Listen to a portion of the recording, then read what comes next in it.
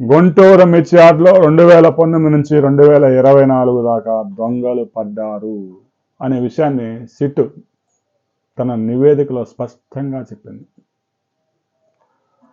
2023లో ఒక నెలలోనే 287 మందికి కమిషన్ ఏజెంట్లకు లైసెన్సులు ఇచ్చేశారు.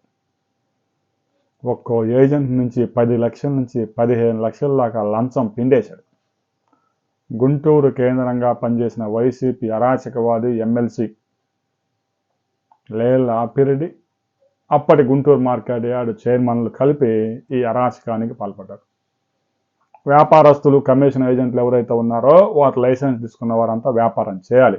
కానీ 80% మంది మాత్రమే వ్యాపారం చేస్తున్నారు. 20% మంది లైసెన్సులు చేతిలో పెట్టుకొని అరాచకాలకు పాల్పడుతున్నారు.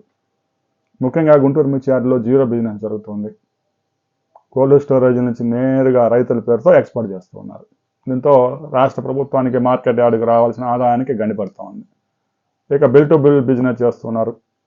మరో అరాచకం కూడా వెలుగు చూసింది. ఆ విషయంలో సిట్ మరో అడుగు ముందుకు వేయాల్సింది. రైతులకు వచ్చిన ఆదాయానికి ఇన్కమ్ ట్యాక్స్ లేదు. రైతుల పేరుతో చాలామంది మిర్చి కొనుగోలు చేసి వారి పేరుతో కోల్డ్ స్టోరేజ్లో పెట్టి ఆ మిర్చిని వారి పేరుతో అమ్ముకొని పంట పండించినట్టు ఆ వచ్చిన ఆదాయం మీద ఇన్కమ్ ట్యాక్స్ ఎగ్గొట్టేందుకు కమిషన్ ఏజెంట్లను ఆశ్రయిస్తూ ఉన్నారు అనే విషయం కూడా వెలుగులోకి వచ్చింది.